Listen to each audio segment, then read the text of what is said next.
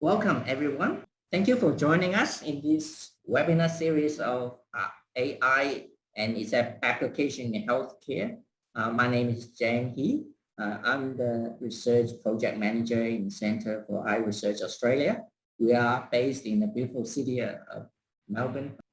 The goal of this webinar series is mainly to help build the connection, collaboration between clinicians and researchers and AI scientists. And we thank the Medical Research Future Fund, which provides the funding for this webinar series. This is actually the fourth series. Previously, we have excellent speaker and great topics, so it goes beyond eye research. This webinar series will cover any area in AI and healthcare. And today, we have our invited speaker, Dr. Zhaolin Chen, who is the world-class expert on the application of AI in medical imaging. Zhaolin received his PhD in Monash University, and his work mainly focused on medical imaging and developing new methods in MRI and PET scans, including data acquisition, image reconstruction, and image analysis, and also machine learning in medical imaging.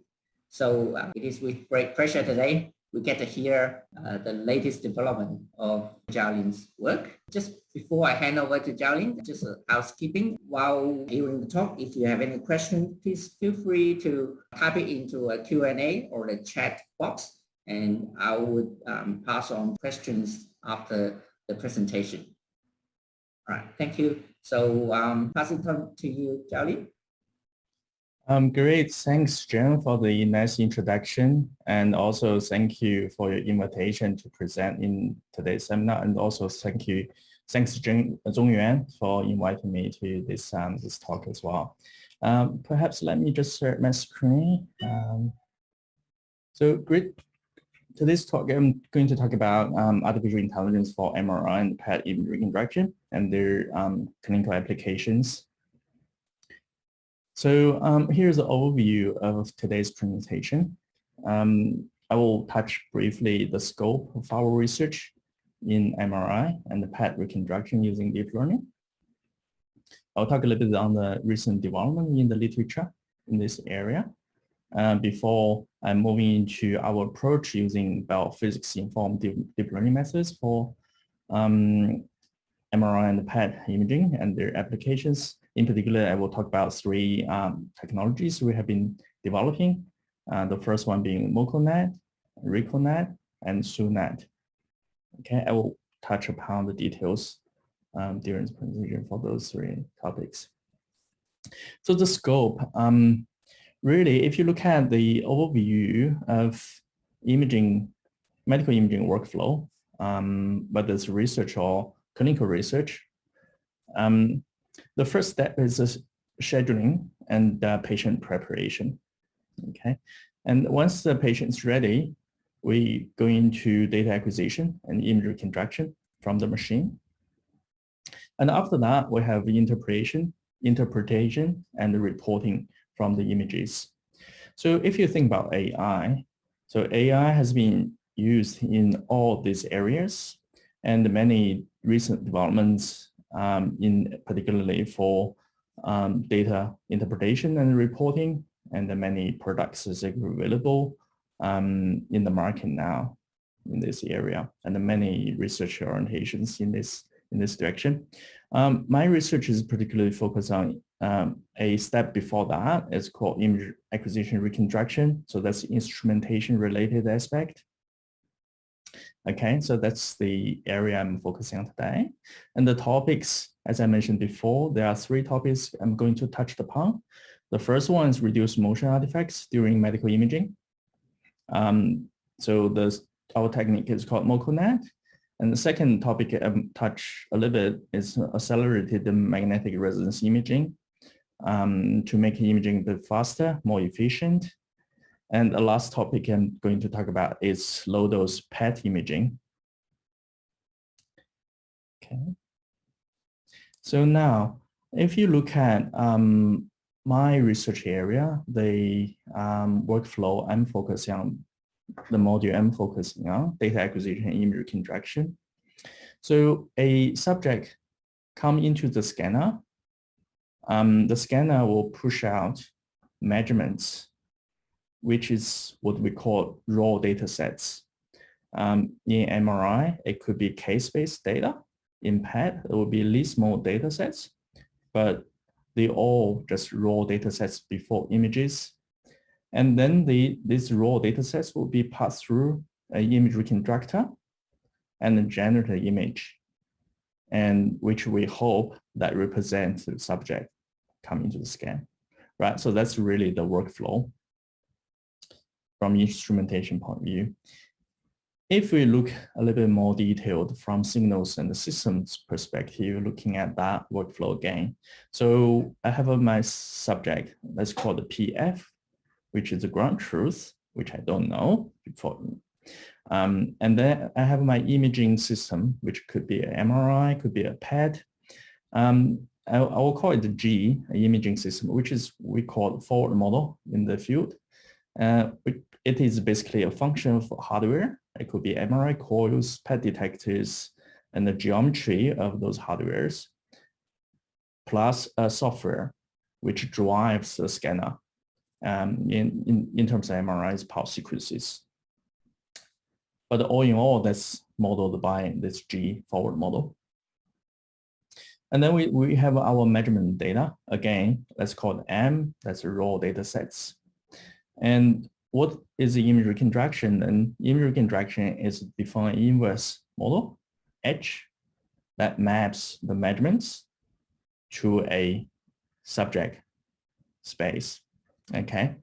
So that's the image reconstruction. So after this mapping, I have my image, which is an estimate subject, let's call it P, which is different from PF.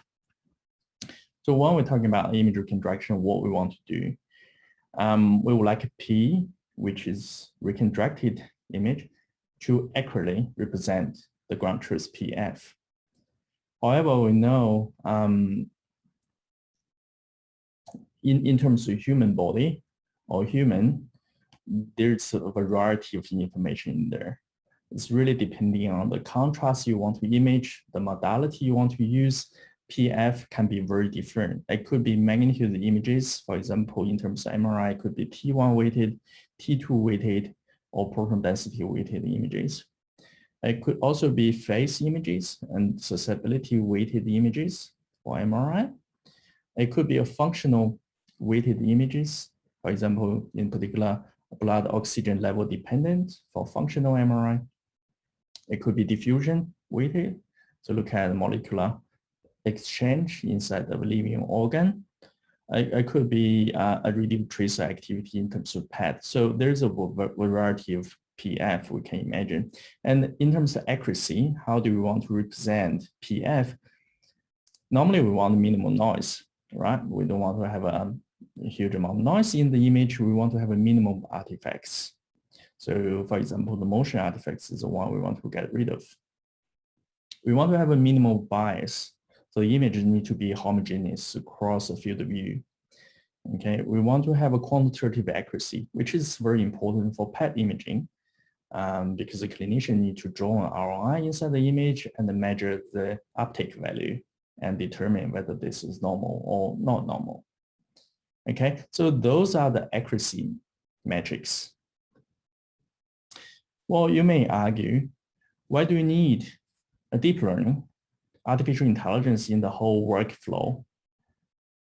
Should you just invert the forward model, get a invert system using any deterministic approach? Well, you could. However, the problems come from these factors, the uncertainty or imperfection of the forward model during imaging, which are very difficult to model. Okay, that can be a factor. There's imaging hardware that is not perfect. For example, there's magnetic field inhomogeneity built into the system.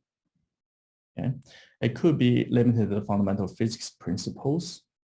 Okay, it could be man-made selections. For example, we often undersample the metadata to reduce scan time.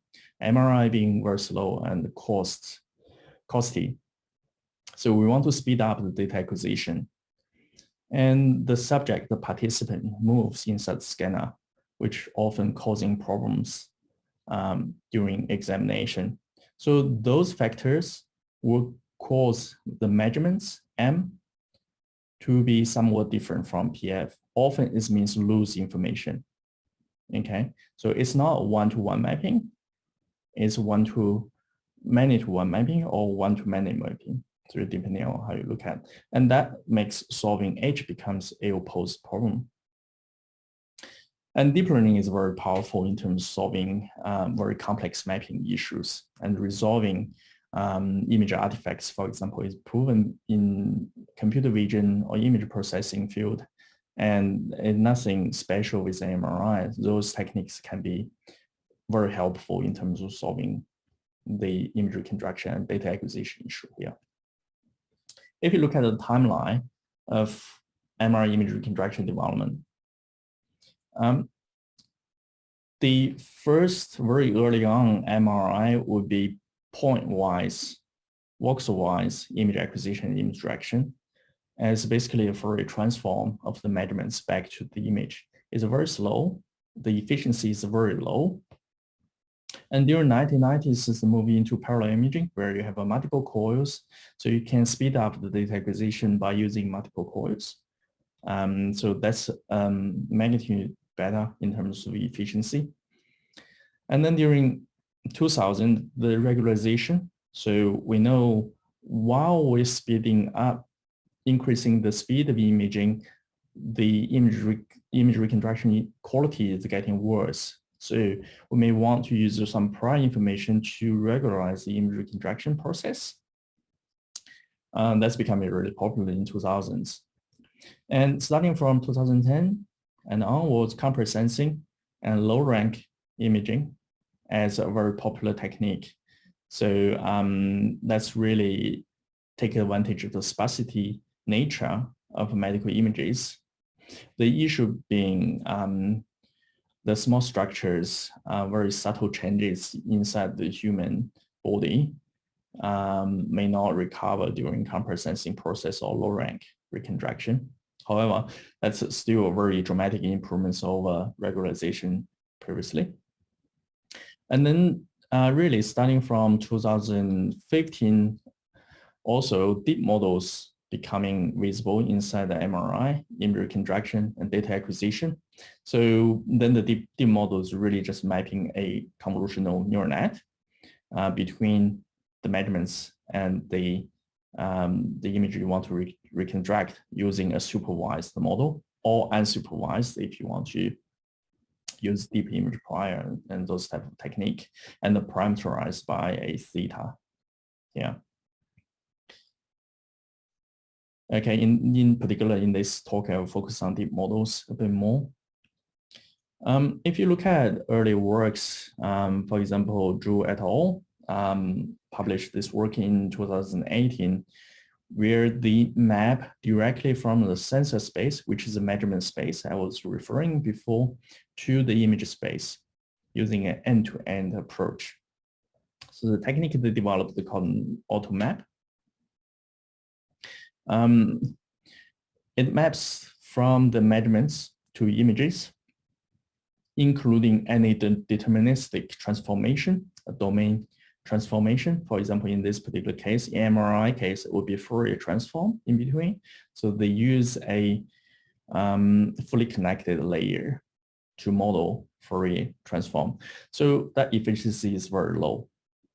You can imagine for a MRI resolution normally is 1 millimeter isotropic. The image size in plane can be 512 by 512. So we certainly have a memory issue with this type of approach. However, the image quality demonstrated in their paper is quite dramatic improvements compared to conventional approach. So they tested the different sampling trajectories inside MRI and different undersampling patterns. And in all scenarios, they have demonstrated the Automap is greater is much superior compared to conventional image reconstruction in terms of the SNR and the image sharpness overall, especially if you look at this artifact here in conventional image reconstruction where deep learning in Automap, they can recover the image really well. Okay, so that was early type of approach in this field. Moving into 220, where there's a challenge. So it started from New York University and Facebook. So they initiated this challenge where they have a large collection of data and invited teams to participate in this challenge. And in this paper, they summarize what their finding is during the challenge. Okay, so they have 3 MRI contrasts. You can see from here, a T1 post enhancement and the T2 weighted and the flare, a T2 weighted flare as well. So where the these are the 3 participating teams where they are ranked pretty high in the in their structural similarity index, for example, here. The whole experiment is 4 times acceleration, so which means the data acquisition downsampling. So data has been downsampling 4 times. If you look at the image quality, it's pretty close to the ground truth, except this having these 2 images have a little bit of artifacts there, but overall they're pretty good. They virtually, if you compare these 2 rows, you can see a little bit smoothing artifacts, but the image quality is really well reconstructed. However, if you look at the closer, the issue comes if you have an out of distribution data set. Okay, so in this particular case, the ground truth doesn't have this vessel, have this artery, where the reconstruction, even the top participating team, artificially introduced this, which is a major problem in medical imaging, right? So we can't have n=1 error. So this is not acceptable. So out of the distribution is a major issue in this field. It's still a major issue in this field. So these are the examples where you see the ground truth tells you something, but your reconstruction created an artifact. The problem being the artifact is mimicking the anatomical structure. That's a major issue here. So, and also here you can see that it's almost like a vessel or a cortical structure in there. So the problem even becoming even more obvious in this work.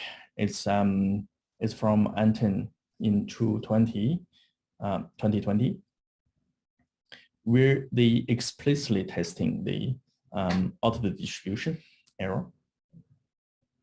So the whole experiment was they compared deep learning with conventional state-of-the-art reconstruction, where they try to introduce a small perturbation in the input. Okay, the input is the X, R's are small perturbation, very small. You can't see from the input. However, they test this small input whether they can create a large error in reconstruction. If you see state-of-the-art reconstruction, this is reasonably well controlled, assuming A is well defined. Okay, if A is not well defined, that's a different story. But overall, in good clinical setting, so that's not a major issue. But it's relatively less predictable in deep learning.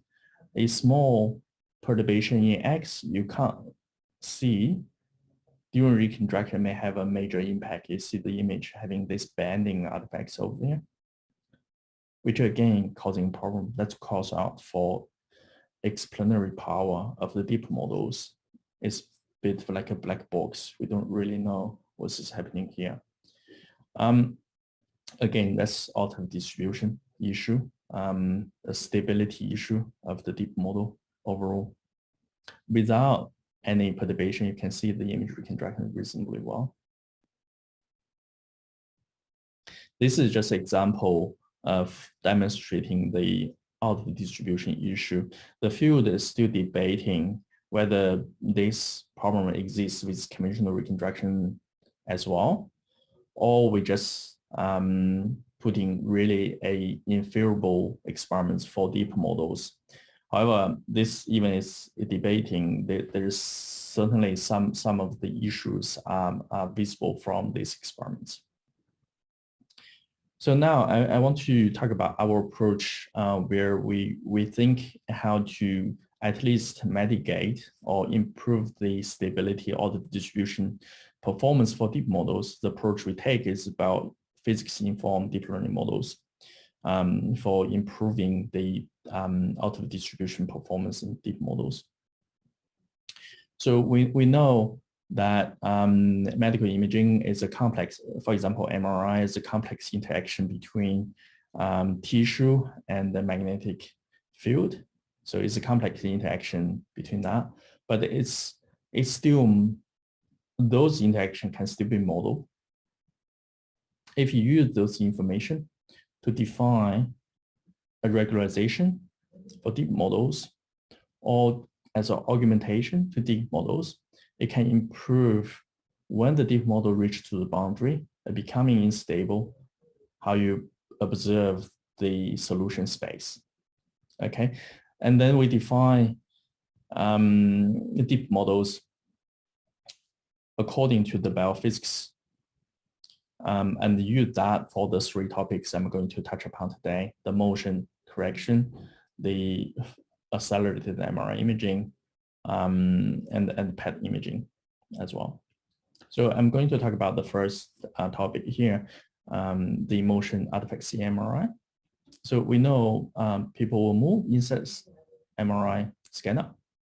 It could be because they are just elder people. They are kids. You can't make them stay still. They have an illness, and the MRI is a long scan time.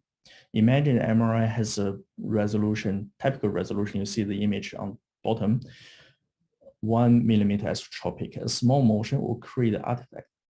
Okay, it's hard to make sure people not moving even 1 millimeter in space, right?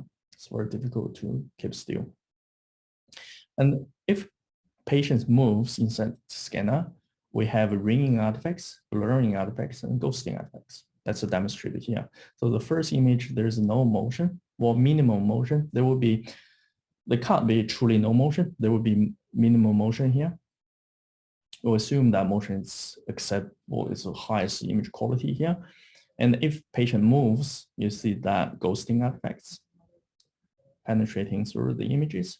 And if people moving a little bit harder, then you see a larger image artifacts. Okay, so like similar to when you take a photo using your camera, if you shake your hands, then the photo become blurred, and you can use deep learning model to stabilize your camera, right, in a similar way. So here's our setup of the deep models where it fits into the overall imaging workflow. So we have a scanner, patient inside the scanner, and we acquire the measurement space in this MRI's case space. And then we introduce a motion correction module here. It contains, as I mentioned before, a biophysics model here, which models the interaction between patients and the scanner. And then there's after the data acquired, there's a retrospective motion correction module here, which is parameterized by a deep model. And then we correct the motion and reconstruct the image. Okay, so that's the flow. This is a model we take. This is a deep learning model we take. If you're interested, have a look at the paper, but I'm not going to details of this. And so basically, we use a multi-resolution approach, or use ResNet, but with a multi-resolution approach, because if you think about the motion artifacts, it can be a local artifacts, but it can also be a global artifact. So the convolutional kernel better to see a different level of penetration. So you want to see that ringing artifact is penetrating a larger distance. So we use the inception ResNet encoder and the convolutional decoder in this case. So that's the fundamental reason we use this model. Yeah. So here's some simulation results. Again, we can model, as I mentioned before, we can model the interaction between patients and the field. Then we can generate the motion curve as a product. We know exactly how the motion being simulated here. So you see the reference. There's, for example, you look at the zoom in. There's no motion, but as soon as the motion comes in, you see the artifacts comes through, and with deep model with MoConnect in this case, the artifacts are being removed from this example. Okay. So this is not simulation. This is a motion controlled study where we have a volunteer, a participant inside the scanner. We did 2 scans. The first one without motion. So we asked the participant to stay still inside the scanner, do not move. And second, the participants would move, but we don't instruct how the participant moves. Okay. And then we use the DL, the MoConnect to correct the motion artifacts. Again, the training data sets has nothing to do with this. Is a truly unseen case. The model doesn't know this data set inside during the training. Okay, we show the motion artifacts is largely removed from the motion corrupted data. And after that, so that's really just an in-house experiment, and then we move to radiology. So we work with Professor Ming Lao at Alfred Radiology to really have a setup over there to look at motion correction capability inside a radiology practice. So we set up a DICOM server between image reconstruction and the hospital PACS, and then pushing that data through to the high performance computing for both for the first of all for the inference, but also for the active learning. But I'm going to show you the results only from the inference. So the model being trained only through the simulation, so through the biophysics simulated data sets. So the hospital data are not used during the model training at all. So the hospital data is coming from multiple scanners. They have a different field strengths, which is quite different from, and they have a different protocol. So the image quality is very different from one to another. I'll show you some examples down the track. And then we ask the radiologists to score the images. So we have a 5 scale in this case. So 1 being excellent, there's no problem. 5 being the images are very poor and unusable, and images corrupted. And it's continuously ranging from 1, 2, 3, 4, and 5. So then we sample a group report from this exercise, from this experiment. So with MoConnect, we can see a consistent improvements. The yellow one is with MoConnect, the blue one is without, for different brain structures. Okay, there's 9 brain structures we've been looking at. So radiologists are asked to view and score those 9 brain structures separately. Again, I remind you that lower score means the better image quality. So you see a notable reduction for all brain structures after MoCoNet. And ventricle has the lowest improvements, where small structures like phonics in the brain has the greatest improvements gain from this image quality. So overall, close to 60% of the data sets have been improved. And away from those 59.7%, 39.5% were not affected by motion correction, so which means the score didn't change. However, we also noticed that 28.6% were already at top score, highest possible image quality. So if you remove those 28.6, so effectively 10.9% remain unchanged. So based on the radiologist's view, 13.6% repeated scans can be avoided. So there's an estimate for hospital for each scanner is cost $100K US dollars per scanner per hospital annually. So there's a large amount due to repeating scans. So it's quite a bit that can be avoided. And there's 0.8% of the scans are degraded. So this a joint histogram demonstrates how the scores. So this is with motion correction, this is without motion correction. The off-diagonal, bottom off-diagonal means improvement segment, and the top diagonal here means downgrading. So which means without motion is better. So you see the majority distribution is coming from the, again, coming from the bottom segment here, diagonal. Here, the majority of are changing from, so for example, previously ranking 3, now it's ranking 2, there's 7% that one score improvements over there. So that's how you read this graph here. Okay, so I'll just give you a couple of visual cases you can view. So this is the motion degraded. You see there's pathology, there's this injury probably for this patient here, which during training we only use healthy subjects or simulate according to that, right? So they're truly unseen, and the motion corrected nicely removes the motion and without degrading the injury, yeah.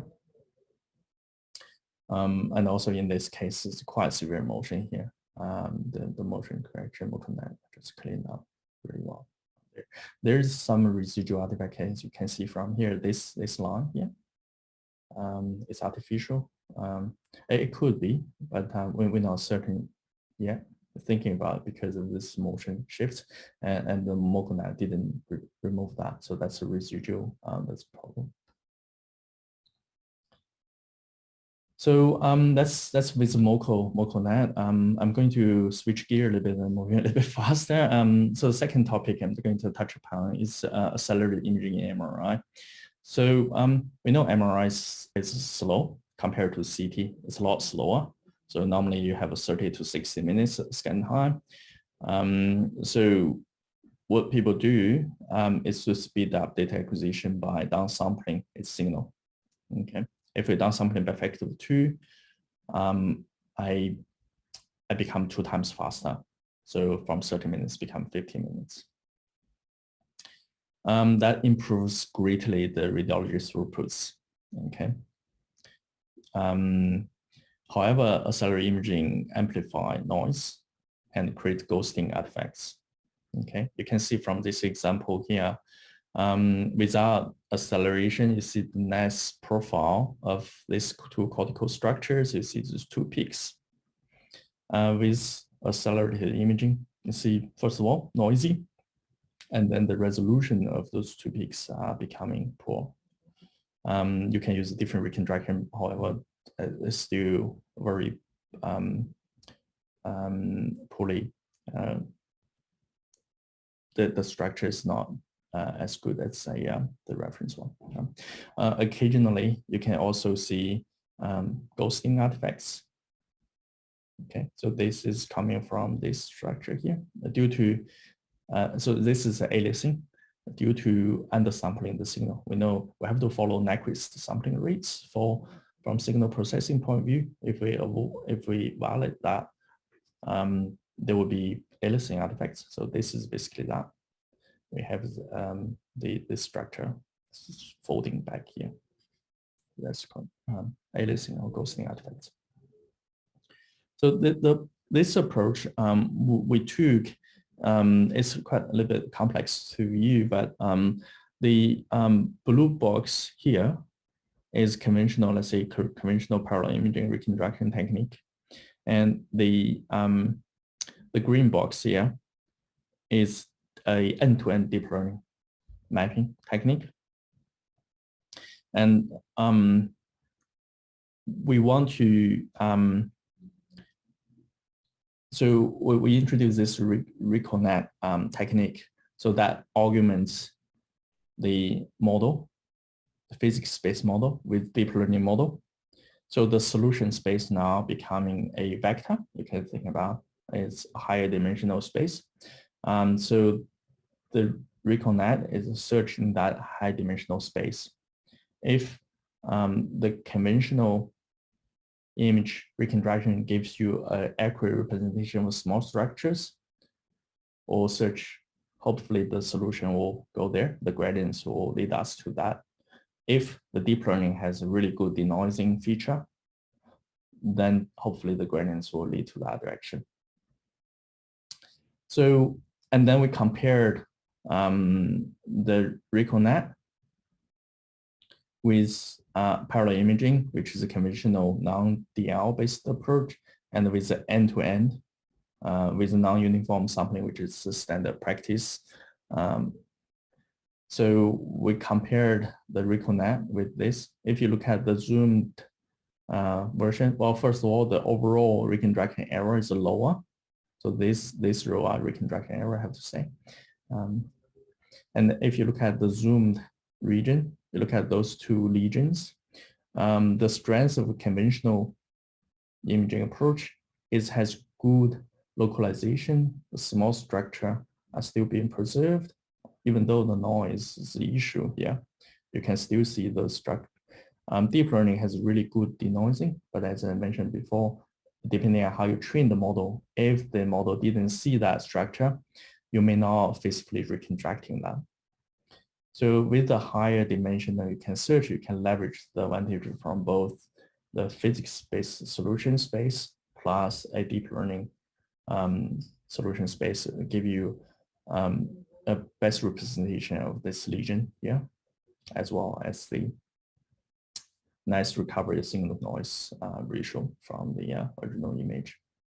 And this is another example, the panel on the right-hand side, another example here. There's a lesion, quite aggressive tumor here. See the zoomed region.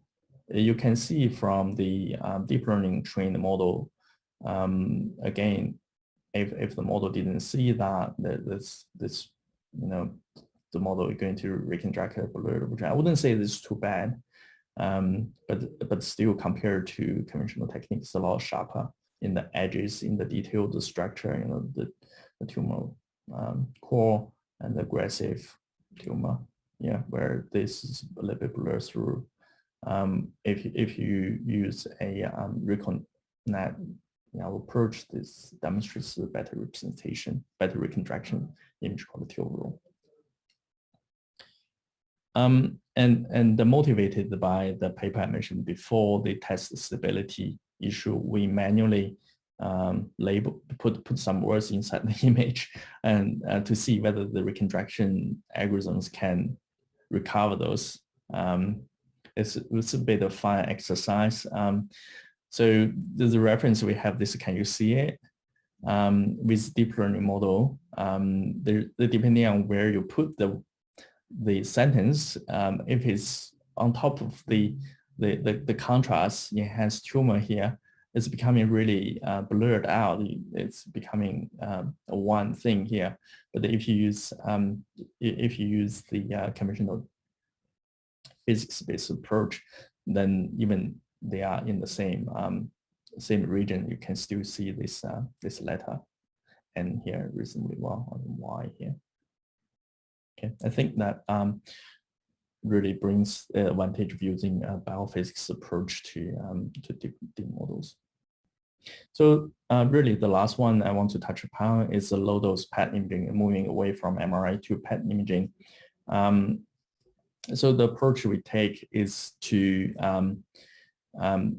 as I mentioned before, we have this physics-based model, and still having here for PET imaging, it's called centigram, so different from MRI, PET, it's in centigram, but nevertheless, this is physics-based model. This is deep model, and on top of that, we try to quantify uncertainty as well. So I will show you a little bit on the uncertainty aspect of the importance of being able to estimate the confidence of your model. So this is a busy slide, but I will draw your attention to the input, and these are comparing different models in the literature, M1 to M5, and our SUNET model is shown in the last column here. So the model is trained, it's only in the top row, and then we feed a further degraded, so even lower dose PET images experiments into the reconstruction without retraining the model to see what performance you can get from different techniques. So M1 is a deep image prior. So deep image prior is for image denoising. They can't really recover the image. So this is reasonable. The performance is not for this task. And M2 like a UNet ResNet based architecture and approach.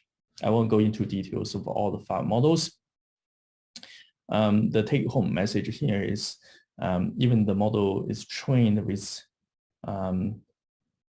this low dose to high dose mapping with the physics built in the centigram model process you can introduce. So even extremely low dose input, you can still reasonably reconstruct an image without retraining the model. It's because the physical process gives you that guarantee, you know what is you're trying to recover. And I want to talk a little bit on the uncertainty estimation. So the uncertainty map, besides the reconstruction, if you do, for example, monocolor dropouts during the modeling, you can estimate the a uncertainty map from your model, which can be very useful. For example, in this particular case, this is the uncertainty map sigma. If we threshold this map, we can see this region. Yeah, that's where the majority of the error is coming from during this reconstruction. So there's the increased uptake in this region. So we just want to highlight that it is possible to estimate the uncertainty if you choose to during your deep modeling. So then I will just quickly show you the application of SUNET in our functional PET functional imaging, where we do visual stimulation experiments using PET imaging. So the experiments is we have participants close the eye for a certain period and show a checkboard stimulation to visual cortex, and then another resting period. So then the metabolism in the brain, we should have increased uptake of the energy uptake, the glucose utilization inside the brain. So that's what we see in this curve. Yeah. So with our SUNET, we can recover this curve and recover the brain activation area in this reasonably well. Okay, so that's a visual cortex. And if you compare with the conventional, just do a Gaussian smoothing with the low-dose PET, the recovered signal is very poor, and the localization of visual cortex is relatively poor as well. And the image on the left-hand side, I should tell earlier, but image on the left-hand side demonstrates the visual, give you a visual impression of the image quality using a SUNAT type of approach. So clinical PET imaging having 20 to 40 minutes binning window. These data are 30 seconds. So it's not just one order of magnitude shorter, it's extremely short. It's 30 seconds PET, you get in this type of image quality. And if you use deep learning, you can recover to reasonable level. I think that's a really great potential for deep learning moving into this for helping in this area. So, okay, I'll stop here. So basically, in this presentation, I showed you three developmental areas. We're still further developing in this area. We try to use a biophysics approach for deep learning, which underpin a couple of application development in our research. So we have a MoCoNet, I showed you, for motion correction, Reconnect for accelerated imaging, and SUNAT for PET imaging. So before end, I will just want to acknowledge my collaborators, my team, and the international collaborators and the funding agencies. So especially Dr. Kamlesh Powell and Dr. Viswana Sudarshan. They are major leaders for developing all these solutions. I have to acknowledge them for their contribution. Thank you. I would like to conclude, and if you have any questions, I'm happy to answer. Thank you. Thank you, Zhaolin. This is actually fascinating work showing that how fast your technology is developing.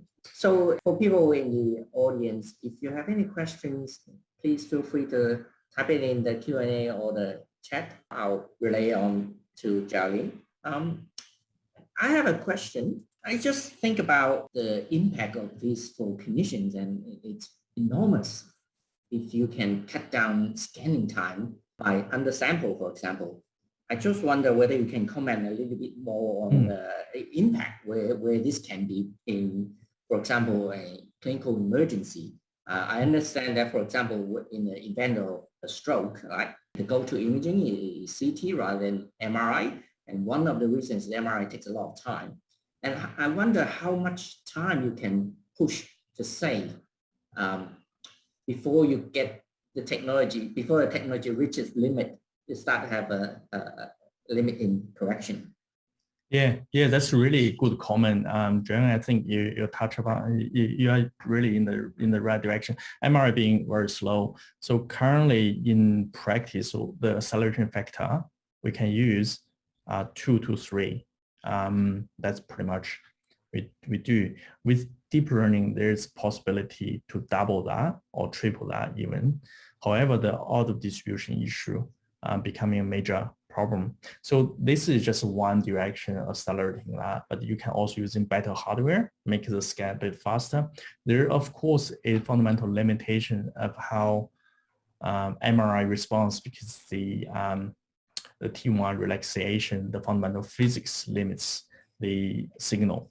So that's something we can't change. But with all of that, the first MRI scans being 4 hours, to now we have one contrast. So a 3D brain that takes 5 minutes, for example. There is a general consensus from the field, from people. We want eventually make MRI become a CT scan time, just a step and shoot and leave. Takes time to arrive that point. So 1 minute, there's possibility, do a 1 minute really short scan, So that could be applied to a lot of issues with auto distribution I just mentioned before. We have to make sure it's really robust. N=1 testing is just not enough, and it's just more clinical validation. But deep learning really, I see the potential to move the speed, to significantly reduce the current imaging speed, let's say. Yes, dramatic impact this research can bring in terms of reducing the exposure to radiation and giving a higher resolution of the lesion. So yeah, great work. Hopefully we'll get there one day.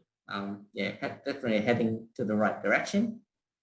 We have another question from Shazad, if I pronounce that name correctly. It was mentioned that thanks for the great talk. Can your Sonnet be used as part of the method for reducing the acquisition time for the PET scan? Yeah, I think the goal is to reduce the acquisition time, or reducing tracer, so low dose, but also reduce the time. They are sort of a similar problem, a dual problem, but reducing time, depending on how the tracer being injected, there is about kinetic process. So the tracer need to arrive the tissue and then you can reduce. So certainly can, but the amount of reduction may be different from the dose reduction, as I mentioned before. Yep. Thank you. I have another question related to research. I wonder whether you have experience of bringing this kind of tool to other imaging, like in the retina, we use what we call OCT, which is very similar to ultrasound, except it's not using sound wave, but use light wave to do the imaging. We get a cross section of the retina, and potentially by reconstruction, we can get a 3D of the retina. One of the problem in research, also in clinic, is patients are moving, breathing, right? And then it causes artifacts. Do you see this potential to expand this to other area of medicine as well? Yeah, I think that's a great comment, John. I think the philosophy, the concept, it has been developed the first time I see people using modeling the thermodynamics of the atmosphere, using really building the complex physics model, and then with deep learning to underpin some of the data analysis on top of that. So I think using physics, building in physics into the deep model, and then you cascade between the two, can provide quite a bit advantage in terms of motion, at least in our experience in MRI. So I can imagine if, of course, I don't really know the problem, but if you can build in the physics, how the eye movements you can track, then you can correct in that perspective. So inside of MRI, there is for some experiments we do eye tracking. So perhaps it's possible. I'm not really 100% sure, but if that can be tracked using a response signal somehow, and then that can be built into the deep models where this is moved, maybe. Yeah, but can something be done post hoc after the image has been formed to correct those artifacts? I think so. So our approach, most of them I showed you are retrospective, apart from the prospective motion deployment. But the model is in there, right? We don't need so a lot of simulation are done before the X-ray experiment. So, but then you do need to simulate a lot of the scenarios, all different interactions between patients and the scanner, and then create that database, a simulation database, and then use that to train your model, And then retrospectively, if the actual experiments falls into that distribution, that should be fine. But the limitation is you really have to simulate all sorts of experiments. I can imagine with the eye movements is really complex. You know, the different combinations can be quite a lot. The same with MRI, even it's slow. You know, the different combination for artifacts. You know, some of the artifacts show you really nice Gibbs ring type of artifact ribbons. Some of them are just duplicates. You know, the combination, the combination can also be quite extensive. We need to think about all those scenarios. I think in that similar setting, it could be possible, but I can't comment too much of details in that. Yeah, that's great. Yeah, I actually have more questions about image analysis and stuff, but it's slightly outside your area of this talk. We'll have another comment from Peter. Peter says, thank you so much. This workshop gives us a big picture how the imaging tools improve dramatically and how it will be used in the future. So it's a nice comment instead of a question. Yeah. Thanks. Yeah, thank you, Zhaolin. It's really, truly fantastic. It's truly a pleasure to hear your most recent work. Yeah, so yeah, thank you for joining us, everyone. Yeah, all the best for your future work.